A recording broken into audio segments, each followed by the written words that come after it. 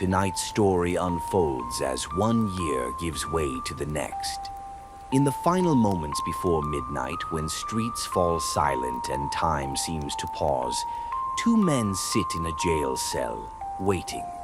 They are strangers, drawn together by chance, by choices made, and by moments they can no longer escape.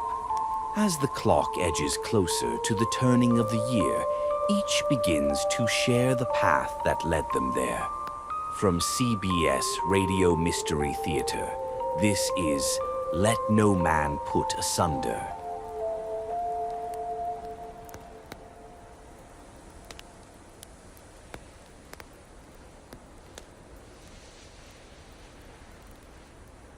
It seems to me the entity that planned mankind made a very wise decision not to let us know our future.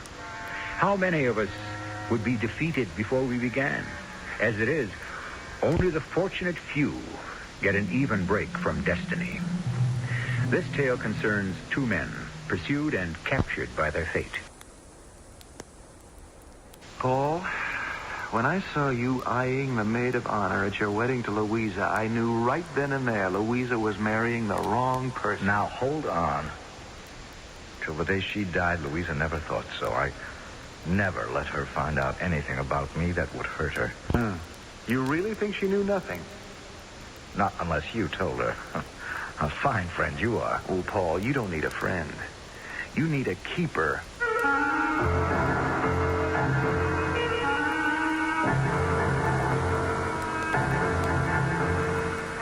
Our mystery drama, Let No Man Put Asunder, was written especially for the Mystery Theater by James Agate Jr. and stars Michael Wager and Russell Horton. I shall return shortly with Act 1. Start your...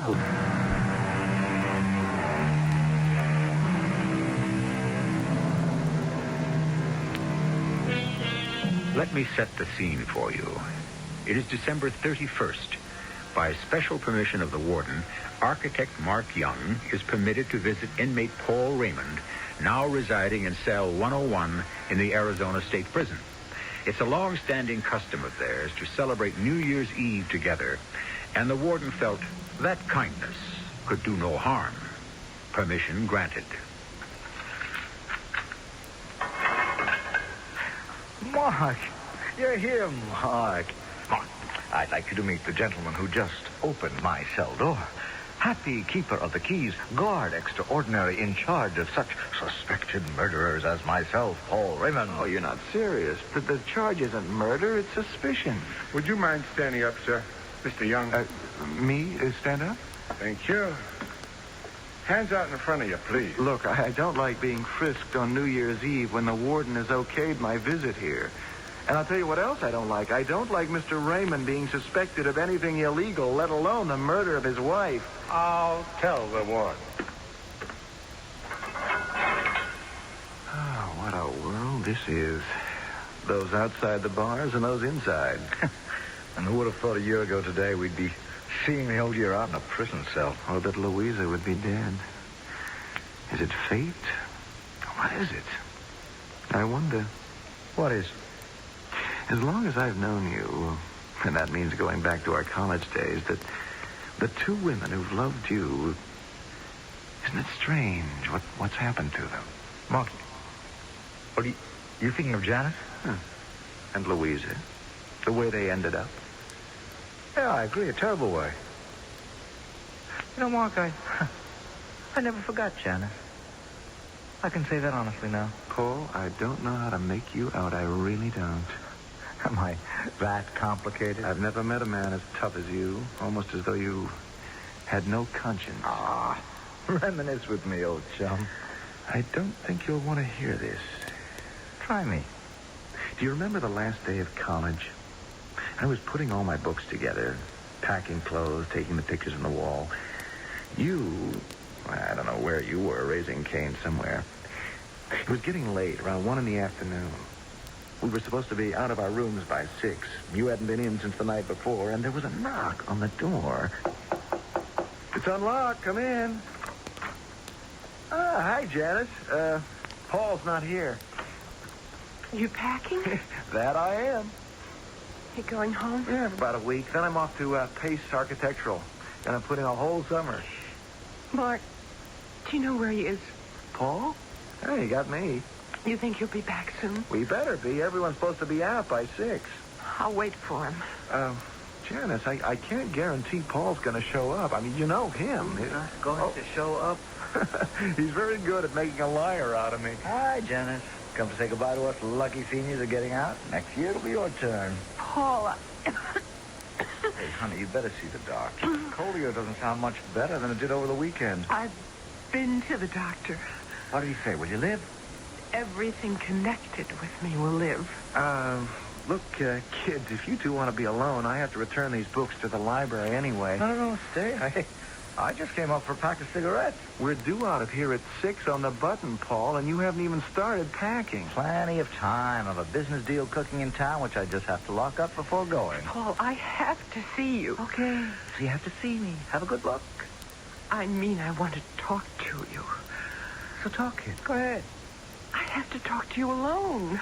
I'm on my way out, guys. Look, I can't right now, Janice. How about down to the boathouse, say in half an hour, 2:30? Good, quiet place to talk.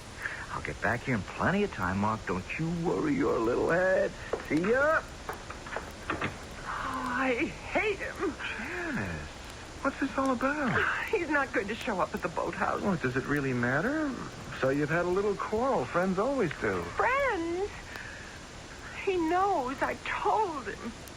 Now that there's a problem, he's just giving me the brush. You mean Paul won't do anything? He says it's all my fault. He's right, of course. It was all my fault to be taken in by him.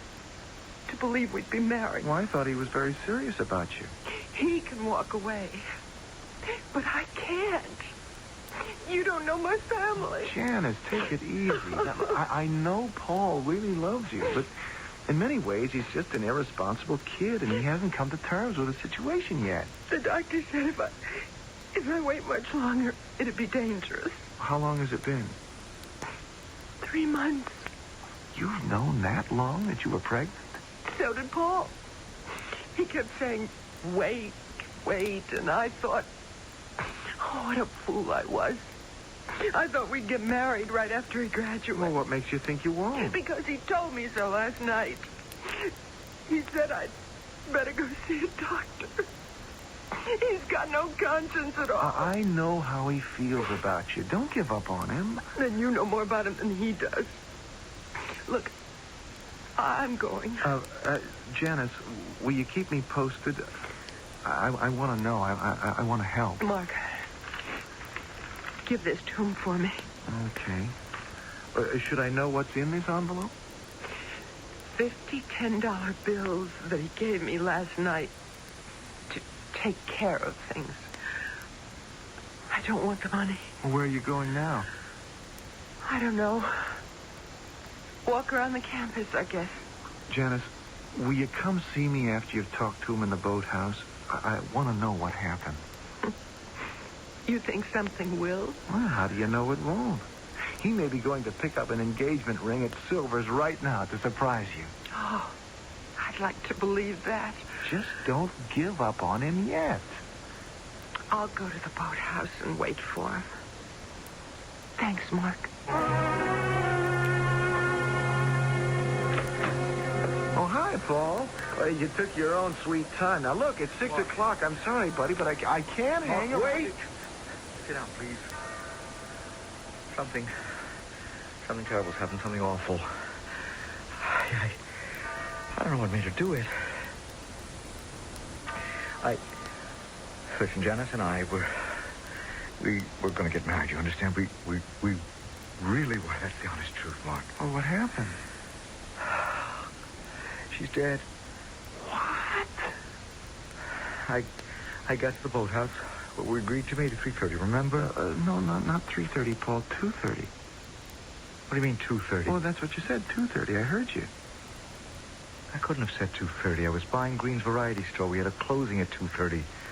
I'm going to buy a lot of stores. So you got to the boathouse at 3:30. Then what? I couldn't find her. I couldn't find Janice.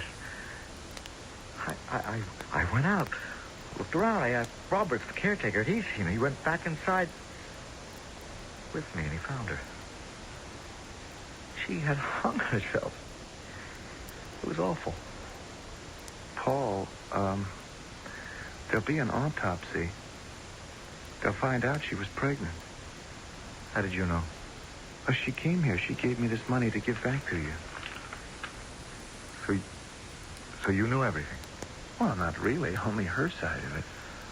You still my buddy, thank heaven for that. Oh, Mark, I would have married her. I just wanted a little time to get myself started. She had this crazy idea I was giving her the brush. That wasn't true. Mark, you know me better than that, don't you, Mark?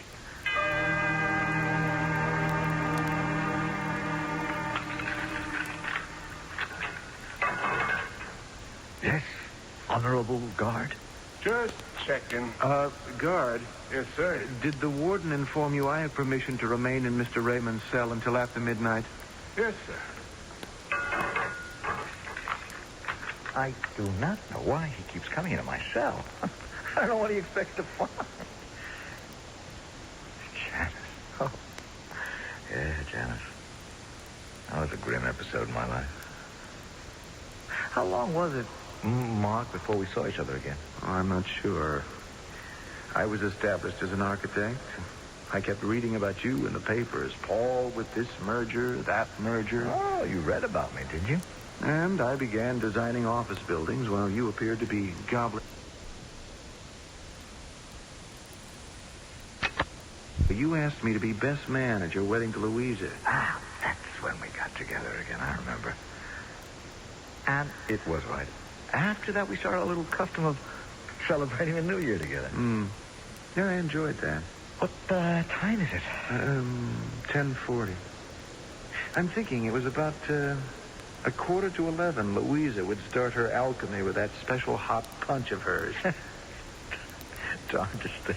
In all the years we were married, I could never get her to make a decent New Year's Eve punch. All you could taste was the cranberry juice and the apple juice and the cinnamon and the cloves. And she never put in enough vodka. So all you ended up drinking was hot fruit juice. I didn't mind it. You. She could have served a cinnamon stick to you with an olive on top of it, and you'd be groveling with gratitude. Was I that obvious? Well, listen, I didn't mind. I had my diversions. Paul, in a little over an hour, the new year will start, and I can't honestly face it without telling you something that I hope won't hurt you, but it hurts me to keep it secret. Your problem is you got a conscience. Yes, well, perhaps yours is that you haven't. Did you ever think that the girl you married might have known more about you than she admitted? Louisa. She knew nothing. We fell in love. We married. And then, did she have any regrets? Why should she? I kept my other private life private. And who would have said anything? You? No. I never kept score. But you've always been pretty ruthless. Mark, after all these years, are you blaming me for Janice? No. Did Louisa ever find out about her? Now, you tell me, Mark, tell me. If I were to cry out to the guard, no more visits, nothing. Sorry. Louisa couldn't have known. We had 9 good years together, she and I. Very good years. This would have been our 10th New Year's Eve. So long as you believe she knew nothing. What is this? A Sunday school lecture? Look, I live my life my way. You live yours your way. But you don't care who gets hurt. So she did know. You told Louisa. No, you didn't. I don't believe that. Fine friend you are. Oh, you don't need a friend, Paul. You need a keeper.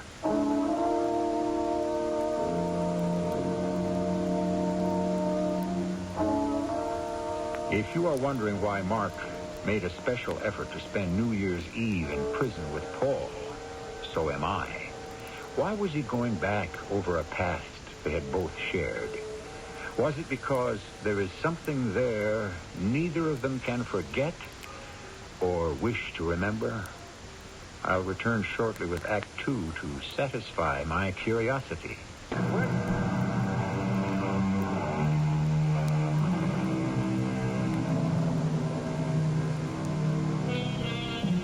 Two friends have made a habit of spending New Year's Eve together.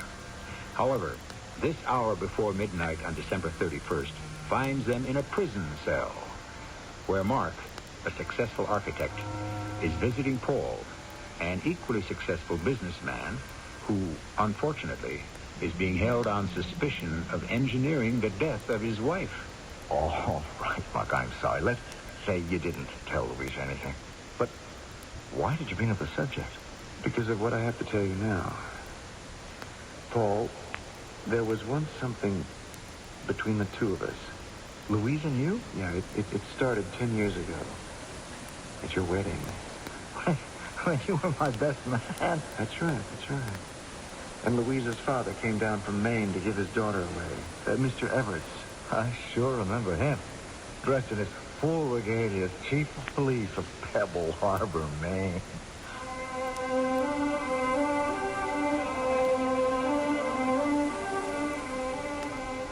I take thee, Louisa, to be my wedded wife, to have and to hold from this day forward, for better, for worse, for richer, for poorer, in sickness and in health, to love and to cherish, till death do us part. I take thee, Paul, to my wedded husband, to have and to hold from this day forward, for better or worse, for richer, for poorer, in sickness and in health, to love and to cherish, till death do us part.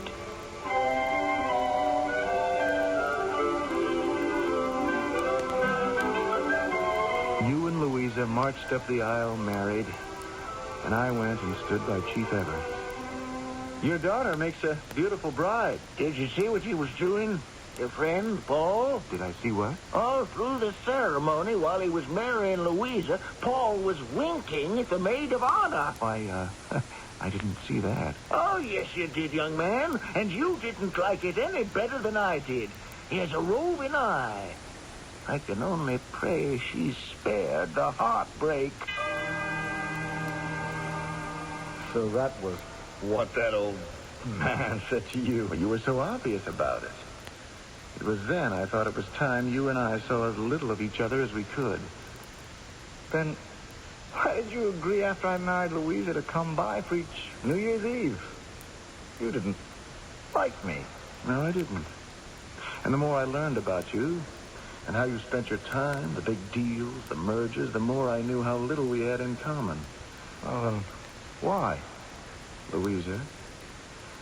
I had to keep tabs on her to make sure she was getting a fair shake. So I accepted those annual invitations year after year. What? Were you at the house our very first New Year's? I can't remember. I know I invited you. Oh, yes, I went. And you weren't there when I got there. Oh, I knew where you were. It was in all the gossip columns. Louisa, I hope I'm on time. Paul said to come at 8. Oh, come in, Mark. He's not here yet. Oh, I guess he's working. Well, he didn't say. I didn't decide to come until the last minute. It's, after all, your first New Year's Eve together. Oh, and what are you, a stranger? Paul's best man? As a matter of fact, you've turned down more invitations than you've accepted. Yeah, only work got in the way. I must show you this. Paul gave it to me at breakfast. Isn't it beautiful? He put the chain around my neck, and now I can't take it off. The catch is bent. I can see from here a big gold disc. Mm-hmm. Must be 2 inches across. For our first New Year's. Look, can you see what's written on it? For the only love of my life. I hope he meant it. Well, why do you say that? I thought you knew Paul. I think I do. Well, then you should share my hope. I do. Aren't you sure of his love, Louisa? No, Mark. I'm not. The hours passed. 9 o'clock, 10, 11:15. Still, you hadn't returned. Oh, I knew where you were, Paul. And I could have killed you. That actress, Bianca. Or was it... How could you be so unthinking? So lacking in conscience? Bianca, yeah. That's who it was. You don't know what it did to me. Louisa was the first woman who'd come into my life since the death of my mother. Hey, that could explain a great deal.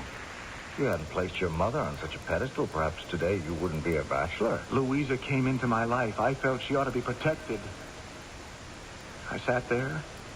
It got later and later. No, Paul. My heart went out to her. Louisa? Yes. Well, what can I do? We're waiting for Paul. What is there to do but wait? Oh, what time is it, Mark? Midnight's only an hour away. I hope he's all right. He wasn't in an accident. I mean, you know how careless people get on New Year's Eve. There's a special angel that watches people like Paul. Keep them away from harm. What was that? Oh, silly of me. It was just the clock. It's 11 o'clock. Oh, Mark, I can't bear this waiting. Look, I'm leaving. I'm going to go now. Where? I just can't bear to see you so upset.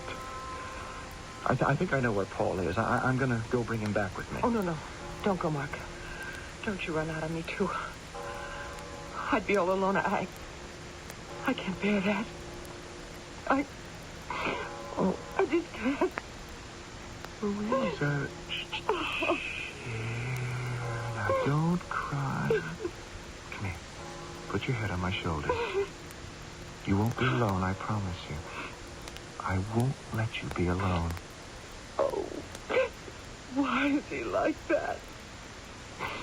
He knows I love him. It is New Year's Eve.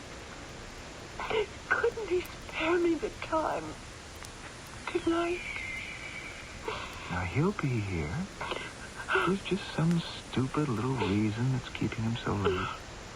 Now, here. Take this handkerchief. Thank you. Wipe your eyes.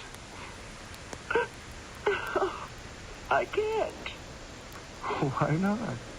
You're holding me so close. I can't move my arms. Well, that must have been quite a touching scene. I'm sorry I missed it. You came in soon after. You didn't notice me. I was shaking. Midnight came, we drank the punch, we sang Old Lang Syne, we pledged eternal friendship. Let me see if I can remember. First New Year's Eve. Yeah, it was most decidedly Bianca. I would have checked everything for her. That's the way I felt about Louisa. Oh? And Louisa? How did she feel for me? Nothing more than a friend, I guess. But from that day on, I was a changed man. I never forgot. I haven't to this day, 10 years later, the touch of her arms around my neck and the fragrance of her hair. She became all that was beautiful to me, and that was why, no matter how you behaved, Paul, I felt that I betrayed you. Oh, Mark, I can't get over this. Because of that little episode, that nothing, you felt guilty. Oh, I don't suppose you would. But to me, living in the same neighborhood, you so often out of town, me at my drawing board within walking distance of your house, and Louisa. But you were a good boy, and you didn't drop in to see her while I was away. Is that what you want me to believe? I don't care what you believe. There are a lot of people who aren't like you. Oh, Mark, I wasn't always like that. It's the work. What I do is completely absorbing. And when I play, it's the same. Louisa knew the person I was before she married me. Now she's gone. That's life. Lord, you speak without any feeling. You don't know what I feel.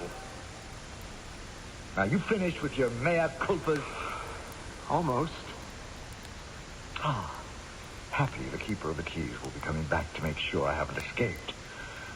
Whatever they're afraid suspected murderers will do. Then, what happened? Well, nothing until a year later. Again, I arrived at your house at 8 o'clock. Oh, and this time you were home. You'd been on a bender the day before and lay asleep on the sofa.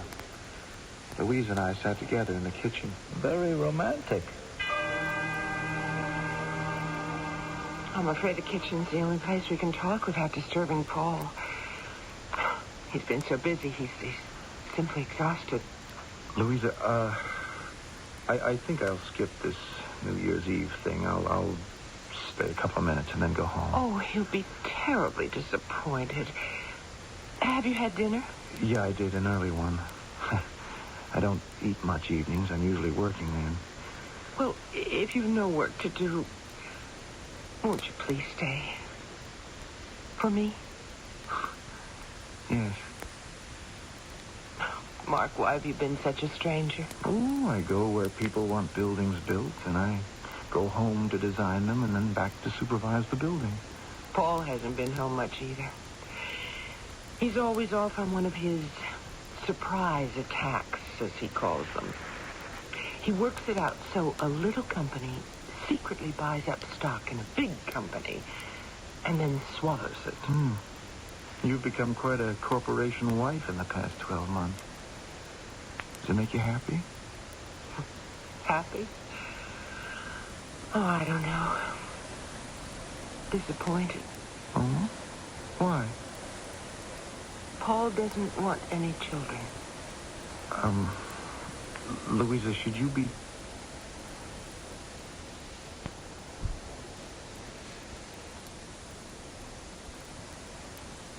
You and Paul didn't come home.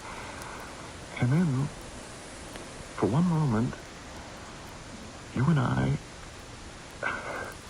What I'm trying to say is... You held me in your arms, and you comforted me. Louisa, I cannot bring myself to come to this house year after year seeing you as his wife. I cannot do it. Mark, listen, please.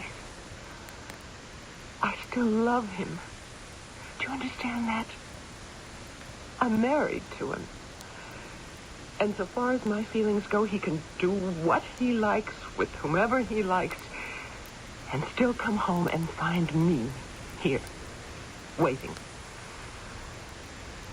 And the other thing, Mark, is that I want a family. We've talked about it, Paul and I. I want babies. But you said that Paul didn't... I think he will. In time. What does he say, yes or no? Well, now he says, let's wait, maybe. Don't you understand now why there can't be anyone else for me but Paul? He'll change. He'll settle down, and I want nothing on my conscience when he does. Okay. So be it, I understand. But look, I can't stay tonight. Tell Paul when he gets up, I have to catch an early morning plane for Arizona. Oh, he'll be very disappointed. Is it because of me? No. I have a commission for a house near Phoenix. I've always hankered to do a desert house, and this will be it. Oh, maybe one day you'll design a house for us. Well, why not? If Paul decides to remain in one place, this desert house would suit you. Well, look, I really must go. I'll take you to the front door. Mark, how would it suit me? Well, I'm doing it in exposed wood framing and a great sheltering slate roof with wide overhanging eaves. And, of course, a pool, natural slate rock. Oh, I can just see it in the Arizona desert. I've read so much about it. Be a perfect house for Paul and me and 4 children. A lovely dream. I'll keep dreaming, Louisa. I'm sorry I made such a fool of myself before. Oh, Mark. You didn't. I just don't know what to say. Oh, you've said it all. Goodbye.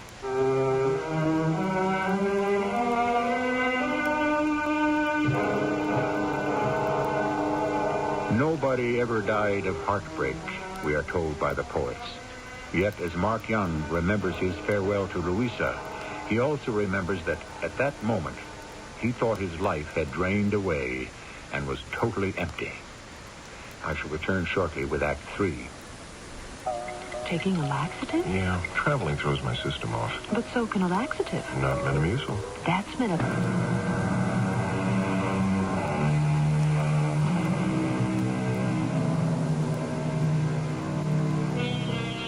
Mark Young, a successful architect, shared his college days with Paul Raymond, today an extraordinary man of business specializing in company takeovers, known as mergers. What they could not share was the love of Louisa, Paul's wife. Set me as a seal upon thine heart, says the Song of Solomon, for love is strong as death, jealousy as cruel as the grave. And in a newly dug grave lies Louisa, and blamed for her death is her husband Paul, in prison, suspected of murdering her. Well, you've never stopped being my friend, Mark, and I appreciate that. Mark, you think I'm innocent? Yes, I do. And I'll tell you why. You remember I decided to stay on in Arizona and make that my home. Well, that's more. I remember 2 years later, we followed you out there. Paul, you are the last person I ever expected would walk into my office in this neck of the desert. And you do not know the half of it, Mark. Louise and I aren't just visiting. We're staying here. We've decided to make Arizona our home. Oh, how is she? It's been 2 years. Yeah, but she's all right. You don't sound very enthusiastic. Well, I guess I'm not. You really get to know a woman after you've lived with her for a few years. All that innocence they hand you when you first meet them turns into real conniving after they've latched onto a good thing. Paul, I don't know what to say. That doesn't sound like her at all. In my business, conniving. Getting your own way. Is the name of the game. This is Louisa's idea. Really, we want you to design a house for us, Mark. In the meantime, we've rented the Thornton place outside of Phoenix. You know that? Oh, yeah. I drive right by there every day on my way to the office. No servants except for a housekeeper. We had her with us back east for over a year now. Good, capable woman. Paul, any children? Oh, no, thank heavens. You didn't want them? It wouldn't have worked. I'm on the go all the time. Sometimes I like to take Louisa with me. You can't drag babies all over the world. I'm not much into fatherhood anyway. Well, I thought Louisa wanted a family. Yeah, she still talks about it sometimes. But I think she's come around to seeing things my way. We have a full life. You see anything of Louisa's father? Old Everett, chief of police of Pebble Beach. Yeah, Louisa keeps in touch. When'd you rent the Thornton place? A month ago. Gosh, you two have been here all that time? Yeah, I'm surprised Louisa didn't call you. She hasn't been that well. I'm not sure Arizona's going to agree with her, but I've got to make this my base. Whole new development scheme. I shouldn't even be talking about it. On the other hand, you're my oldest friend, so why not tip you off so you can make yourself a bundle? First things first. Now, I'll get your ideas on the kind of house you want. You probably have a bundle by now. You married? No, I haven't found Miss Wright yet. Well, I guess we've almost caught up on each other's lives. Now, this year, Mark, we've got to spend New Year's Eve together again, like we used to, huh? What are you doing for dinner tomorrow night? I'd say tonight, but I'm flying to Vegas. I'll be back late tomorrow. Are you inviting me? We are. Nothing fancy. The housekeeper had to go back east. Her brother's sick. But Louisa loves to cook. Okay. I'll be there. Great. And, give Louisa my love. I'll just tell her you're coming to dinner. You can give her your love yourself. When I drove up to your house the next night, it was a blackened shell. Flames still licking at fallen timbers, the hoses still going. You were in front with the fire chief, and when you saw me, you ran over. They can't find Louisa. She's in there somewhere. They haven't found her. Louisa? Is in there? The chief says they have to wait till all the timbers cool off before they can send the men in. Well, I'm not waiting. Oh, Mark, don't. Maybe she's not even in there. Louisa? Louisa? Get back! Get back! Louisa! Where are you? Get that crazy guy out of here! Look out! Security!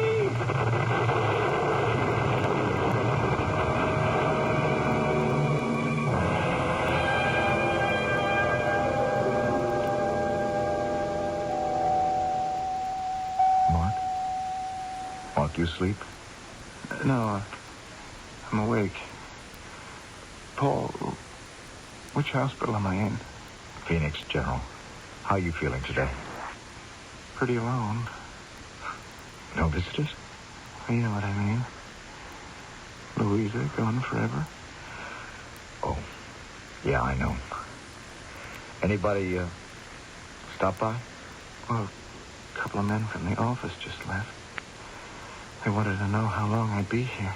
When are they taking the bandages off? On the end of the week, I hope. It kind of went off my head, I think. Oh.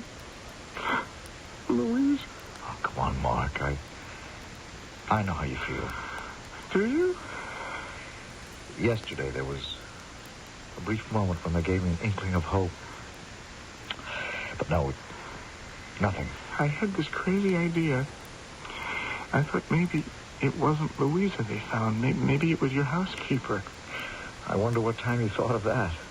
I mean, I did too. That's what I meant when I said it turned out to be nothing. They took me to the morgue to make a positive identification. There wasn't much to recognize except that gold charm I gave her for our first New Year's. It was awful. She's really gone. In all that heat, would you believe it? You could still make out the writing on the charm. Where's the housekeeper? Kick myself. I know her brother lives in Boston, but some rooming house. I don't know the address. She'd taken off the day before the fire. Oh.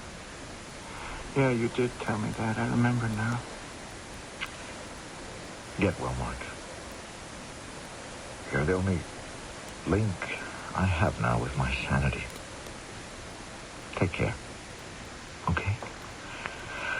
I'll stop by tomorrow. Okay. Thanks. Is this the nurse's station? Yeah, I wonder if you could put through a person-to-person call for me to Chief Everett, the chief of police in Pebble Harbor, Maine. There isn't a word of truth to the murder charge they're holding me on. I got rattled. I said I'd come back on one plane from Vegas. I forgot I had to change planes, and I got in earlier than I said. I'm sorry about this, Paul. That fire department, they've got it all backwards. They said they found some gallons of gasoline in the whole closet. It was cleaning fluid. Whoever set fire to the house, it wasn't me. Like I told them, I was coming in from Vegas. And all the time I thought I owed you an explanation.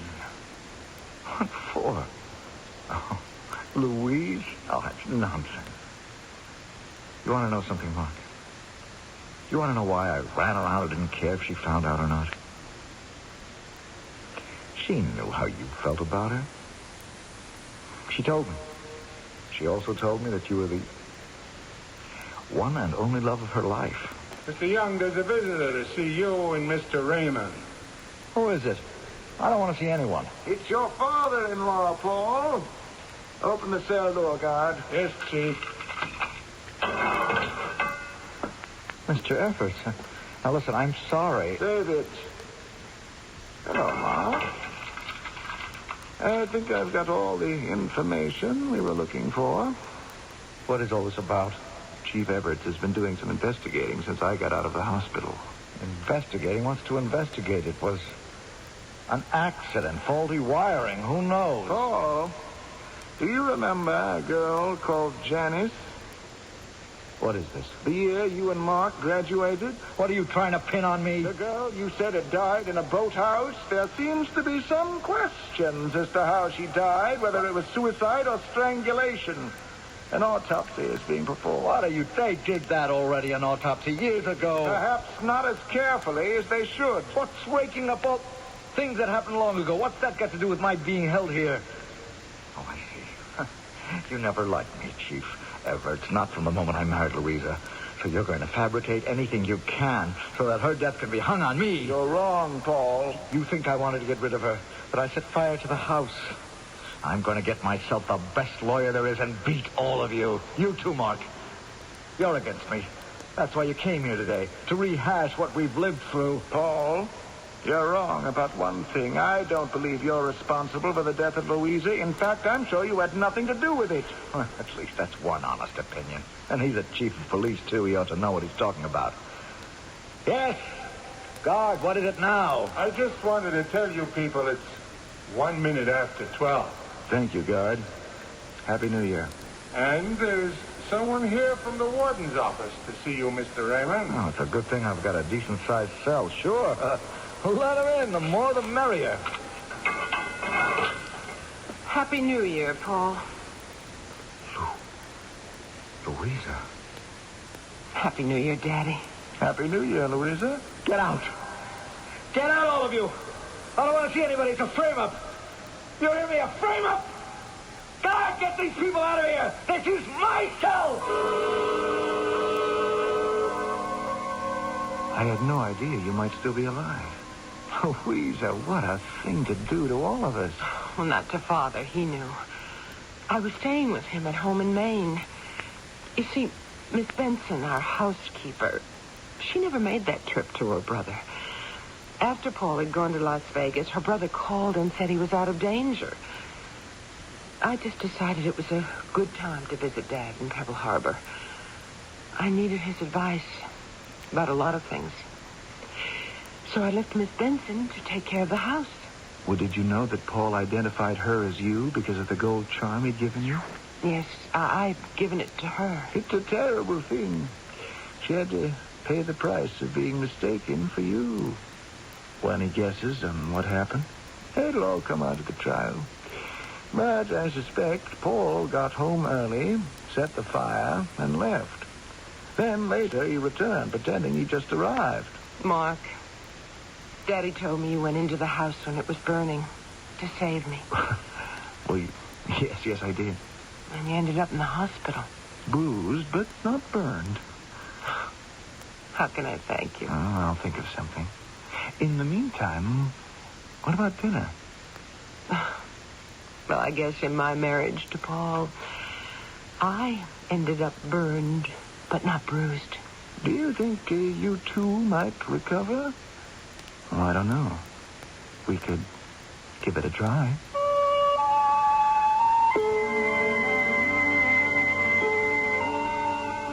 I like a story that ends on a note of hope. I like to know that in spite of tragedy, here are two people who can pick up the threads of their lives and begin to weave a rewarding lifetime together. Louisa and Mark were fortunate to find their own road to a future which detoured well around an ugly past. I shall return shortly. Hi, I'm Susan Anton. Fitness that feels good by day needs firmness that feels good by night. That's why you'll love the Serta Perfect Sleeper. Luxurious soft comfort plus deep inner support. You get both with every perfect sleeper. So remember, be a perfect sleeper. So perfect sleeper, perfect sleeper. By Serta. It's a healthy investment in yourself. Honey, we're having cheeseburgers like we've never had them before. We are? Here's your fork. My fork? Yes, your Where's fork. my bun? Hamburger helper, say cheese. I want my bun. Help your hamburger, say cheese. Hamburger helper, help your hamburger, helper, make cheeseburger mac. Our cheeseburger macaroni is a blend of tangy cheese, hearty macaroni, and savory seasonings that give cheeseburgers a whole new meaning. Hamburger helper, Well, did you miss the bun? help your hamburger. What fun? Hamburger helper, help your hamburger, helper, make a great deal.